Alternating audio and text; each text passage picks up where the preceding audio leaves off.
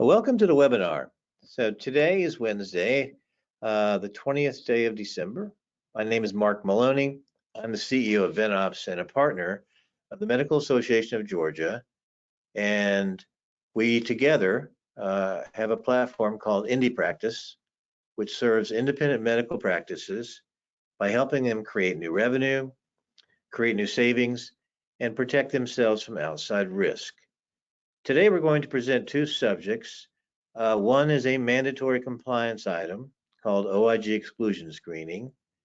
And our guest for that and presenter will be the Chief Operating Officer of VenOps, Steve Maloney. He'll go through a few steps and show you how easy it is to be compliant with this critical task.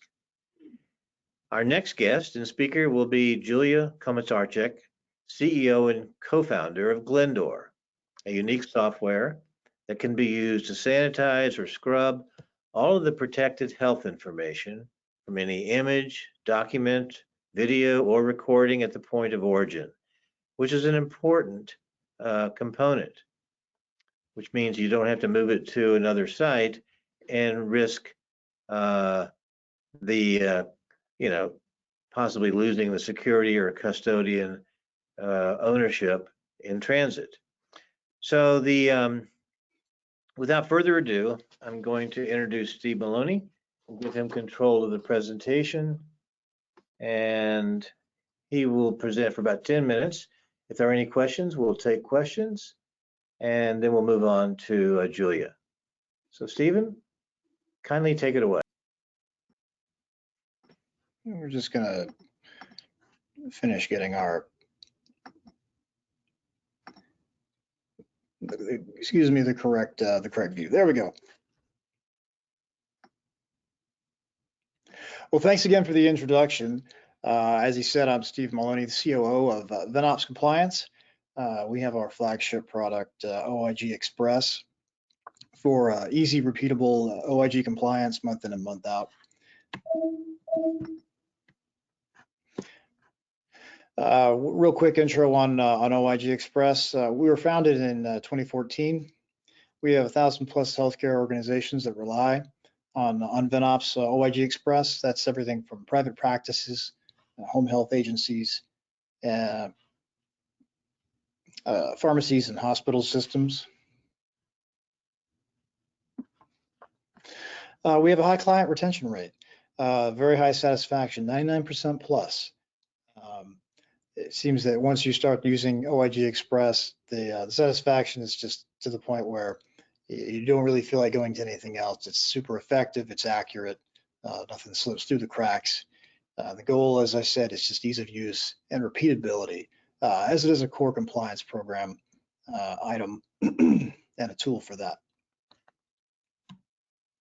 Topics for today that I'll cover: why people care about OIG exclusion compliance, the very basis of it, the effect of an exclusion, who and what is applicable when an exclusion occurs, who and when, who should be screened and how often, potential penalties. We're going to review, to discover or review the potential civil monetary penalties, the consequences of non-compliance. A little bit of a boogeyman type of discussion, but we're just going to be very objective about it. Navigating the LEIE. I'd like to show what may appear to be more of a simple item. I'd like to show really how quickly complicated it can be. Understand how to utilize and access the online searchable database provided by the OIG for their list of excluded individuals and entities. I will go over real briefly how to establish a screening process internally. There's a roadmap that I will show on how to create your screening program based on best practices and HHS OIG guidance, and then a few recent enforcement examples.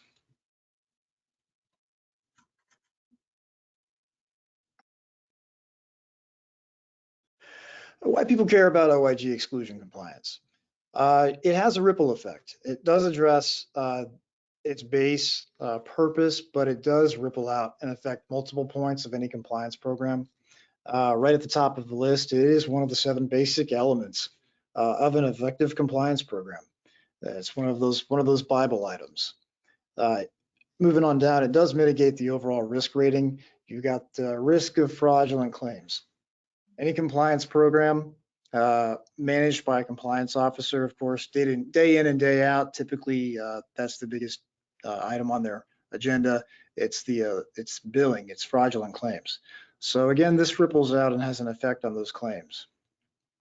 Risk of hiring bad actors goes back to the basic purpose of the exclusion program. Hiring bad actors, hiring those folks who are out there who seem to either they've been recently excluded, or they don't know they're excluded, which does happen, or the excluded individuals who bounce from organization to organization looking for those without a good compliance program to be hired.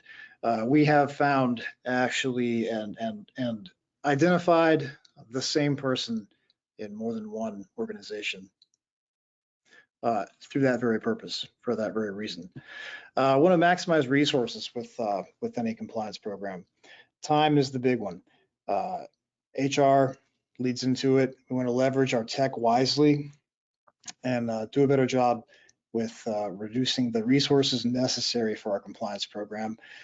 Any other compliance officer will also probably tell you that the resources are at a premium.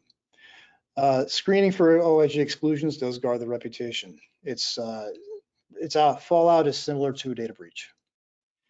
These attestation requirements that you're seeing more and more these days are met for participation in multiple programs, insurance attestations, and so on. They are met by the OIG Express screening as well. And then, of course, at the bottom, no less important, that CMP liability reduction. We want to make sure that that's maximized.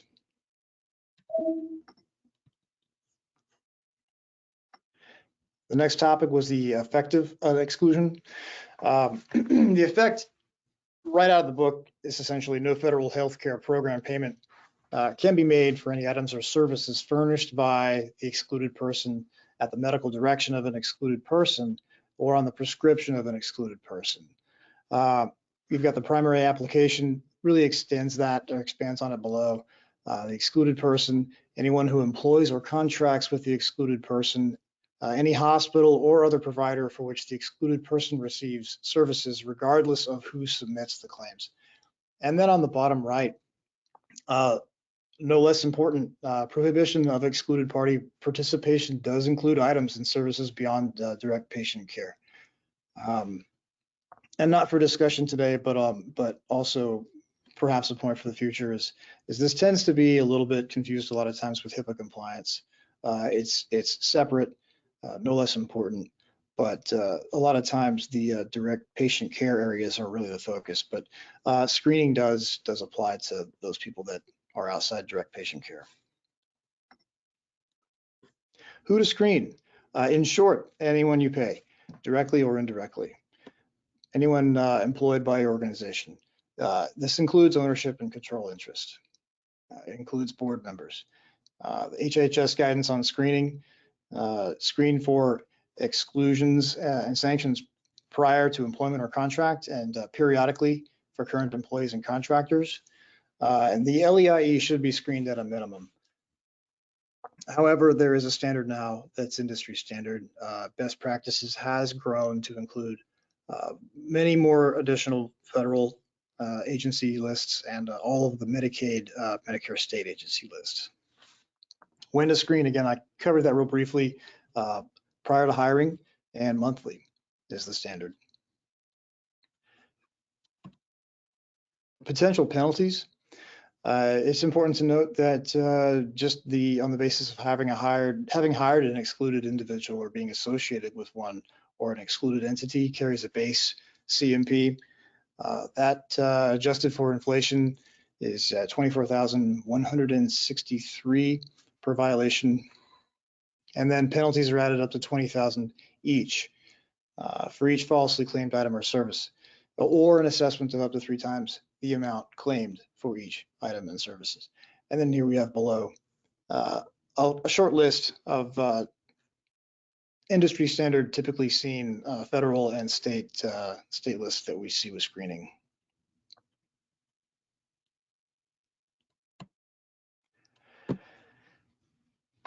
See, we're starting to show that the clock is ticking down, but I'll try to run through this real fast.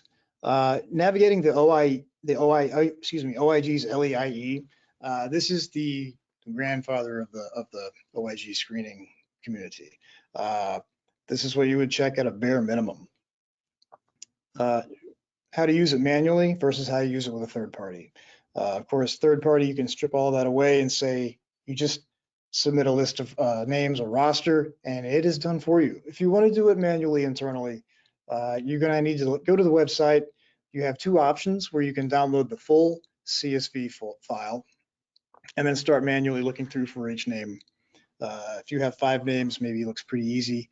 10 names, a little more difficult, a little more time consuming, and 100 or more, you're really starting to bite into your time there. The downloadable format has a date of birth column you can check, or you can do up to 5 names at once for social security number verification. And I just have my pros and cons out here. Really, it boils down to kind of taking it off your plate, finding a trusted source and getting it done for you. A quick overview for establishing a screening process through internal or third-party means. One thing to remember is that one size does not fit all when it comes to a compliance program. However, the screening requirement is universal. I have 6 steps here. Step 1 is determine your list to screen and the frequency. Straightforwardly, we follow the industry standard of best practices. You have the LEIE, the System for Awards Management, the SAM list is also always included. At the very minimum for states, you want to choose your state. If you have any entities that are being used, you want to make sure that if they're out of state, also include those states as well. Step 2 would be determine individuals and entities to screen. Again, as I said earlier, that's going to be anyone that you pay, anyone who's contracted. Determining the data requirements and sources is going to be the source of your list, your roster. So typically with HR, and that leads into step 4. HR is typically going to be your source for any rosters that you're utilizing. However, purchasing may also be brought into those steps as well for entities. Step 5 is determining your screening process internally. That can take some time. Utilizing best practices from the OIG's website is a great source. And then step 6 is defining your reporting and documentation standards. Using a third party, any third party program worth its salt is going to always have the documentation and reporting available quickly without delay. OIG Express does provide that at the click of a button. Internally, it's a matter of organization. And I'm out of time, unfortunately, but I want to go ahead just to this last slide. If you want to go ahead and see any recent enforcement examples, there is just an abundance of them on HHS OIG's website. I would encourage anyone to take a quick peek at that, get an idea for how often these actually occur. Thanks for being here. Thanks for listening to me quickly go over things. I wish I had more time, but if you'd like to reach out, have any discussions or talk about your compliance program for screening, if you have anything internally, please email me. I'm always available for a chat. We are offering today a VenOps OIG Express 2-month trial. Register for no charge on venops.com. The membership steps are pretty short, quick. And then ND Protect is the code that you would enter on that final screen. Grants immediate access, and you can get going with your screening. Turnaround time with OIG Express is typically within the hour for any list of names that are submitted for screening. And it will take care of you as a third party does. Thanks again for your time, and I will pass control back over to Mark. Thank you, Stephen. That was very well done. I am going to now give control to our next speaker, Julia, the CEO and co-founder of Glendar. So Julia, you now have control of the screen. Thank you. And Mark, thank you very much for having me at the webinar.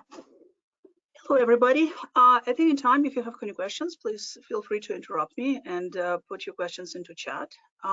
Today, we wanted to talk about PH identification of medical data.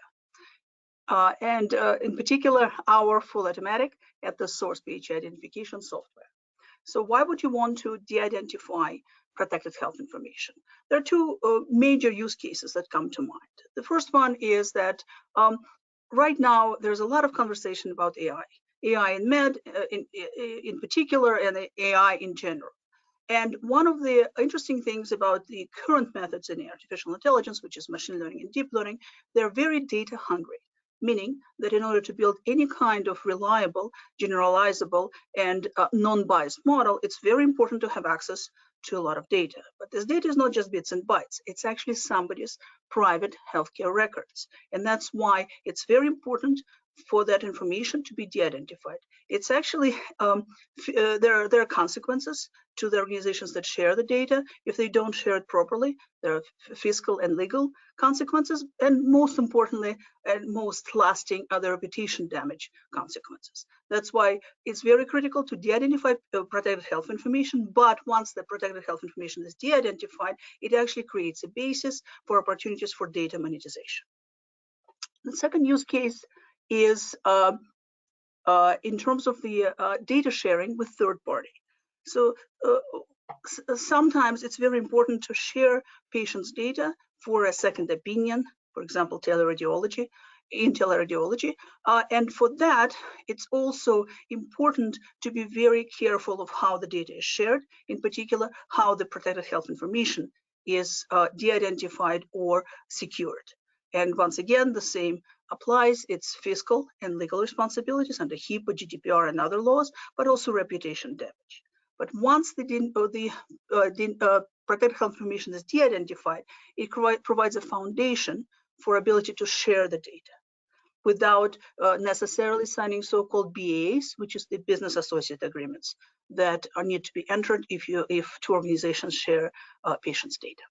So those are the use cases that usually come up. Now, let me tell you a little bit about our company. Our mission is to empower data sharing while protecting patients' privacy. And we do this by developing software which will be run at the source, and it runs fully automatically to de-identify information. In terms of technology, we actually spent over 4 years developing our solution. And in terms of the team expertise, we come from with expertise in everything which is called AI. So it's natural language processing, or short NLP. It's image processing, OCR, or optical character recognition, speech analysis and recognition, efficient algorithms, machine learning, deep learning, etc. And in terms of the use cases that we have with our customers, there are quite a few. For example, we work with the government, with the teleradiology companies, AI and medical data lakes, CROs. For example, the example which would be most, I think, of most interest to this audience is the fact that 3.4 million images that Emory University has published on AWS Open Data Initiative has been de-identified using our software. Now, let me explain what I mean by de-identification. And I will show it on the example of the medical images. We work with other modalities as well, but medical images is actually one of the trickiest. And what makes it tricky is the so-called burnt in. So if you look at the X-ray, ultrasound, this one is an X-ray, but ultrasound is also famous for those, is there's certain information, for example, patient name and patient date of birth and date of study, which will be burnt into the image at the time of the image creation.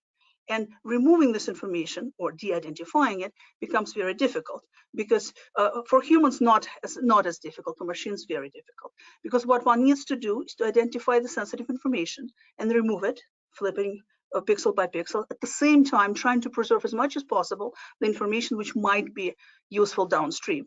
for example, here we have the measurements and other information. So this is the ideal scenario how we would like de-identified image to look, where you will see that certain information has been redacted, like account number, name of the patient, date of birth, and date of study. At the same time, everything else was as it is. So it's sort of now you see it, now you don't.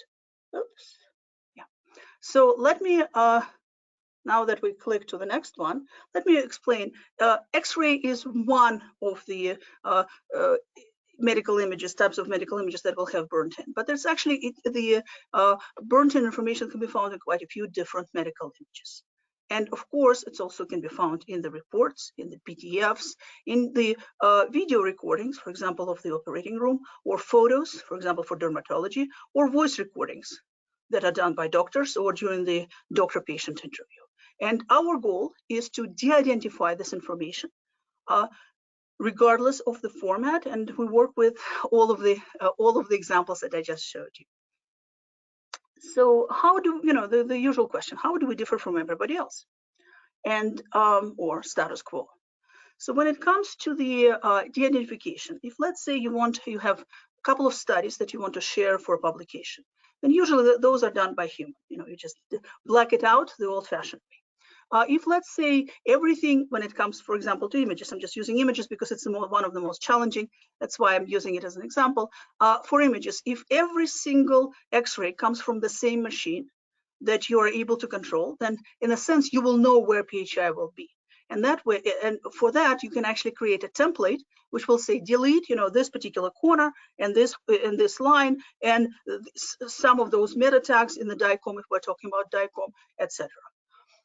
However, when it comes to hospitals or for that any kind of clinic, quite often there are quite a few different machines that the data is coming from, and also the data can come from outside or from other sources. So it's not safe to assume that everything will be found in the same place every time. And so the templates are hard to maintain, and also they're not it's infeasible to use them for situations like this. So that's why what we did is we focused on creating a full automatic solution, which actually doesn't require you as a user to tell us where to find PHI.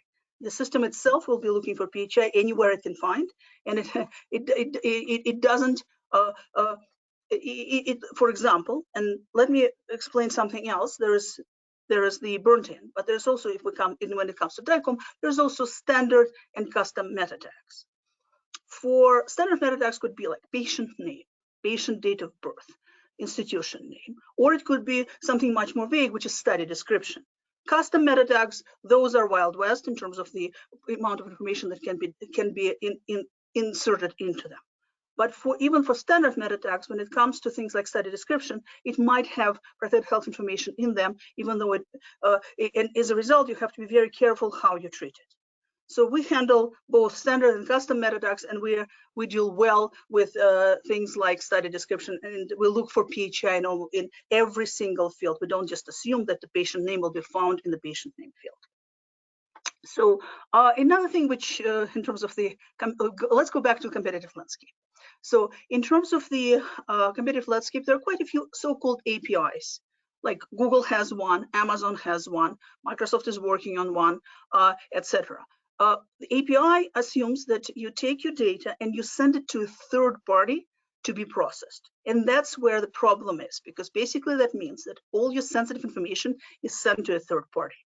So in our case, what we're focused on is to create a solution which will work at your location. It could be in the cloud, it could be in the basement, but the important thing is that you and only you will have access to that information. It will never be shared with us or anybody else for processing.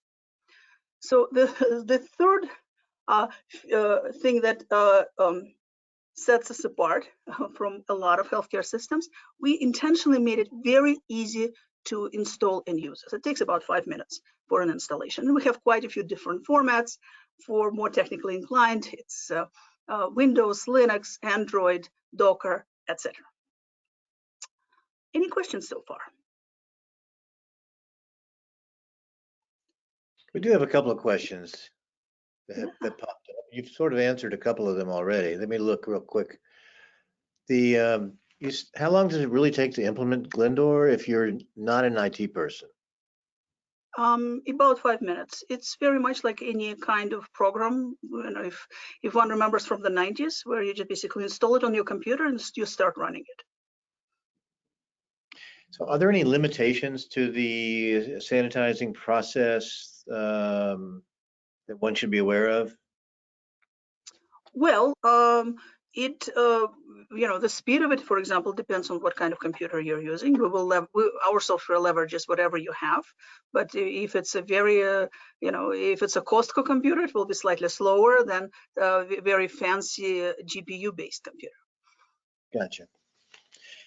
If a institution or a company had an interest, is there like a standard pricing, or would you say that each project is more or less priced individually? Like, for example, Emory University, you mentioned, it's a large institution. I presume they probably got a large institution price. What about a small practice and that sort of thing? Mhm. Well, our pricing is it's a license. It's actually an offline license, which is an interesting concept in itself. But it's based on the number, for example, if we're talking about images, on the number of studies being processed. So let's say if you're looking to process 10,000 studies, then the price will be a certain amount. But if let's say you want to process millions of studies, then of course the price will go down. Per study will go down dramatically. Excellent. And are there any limitations as far as geography? Is this only pertinent to the United States, or can this be used internationally? And why would they be interested also? Just for normal security reasons? Same applies. That's actually one of the things. PH identification is very much an international project. It's not specific to any particular location. The laws slightly differ because, for example, HIPAA for us, for the US, and GDPR has certain changes, and also other countries will have variations of the two laws. But at the end of the day, patient's data has to be protected, and the best way to protect it is to de-identify it so that it can be tied back to the patient, let's say an x-ray. And so how do we reach out to you? Well, that's actually a good question. What I would recommend is if you would like to have a live demo or a trial version of our software, please reach out to Mark and contact him on his phone, and we'll be happy to schedule a live demo and walk you through how it can be implemented on your location. Good. And my email is my first initial M, my last name Maloney, lowercase or uppercase, at Venops, and Venops is spelled V like Victor, E, N like November, O, P like Papa, S.com. And I don't think we have any other questions, Julia. I can't thank you enough. That was an outstandingly clear presentation. Any final comments? Thank you for the opportunity to speak. It's a pleasure. Good. We'll be sending out the recording to everybody who registered, and probably putting it on a couple of social media sites too. Okay? All right. Thanks very much, everybody. Take care. Bye-bye.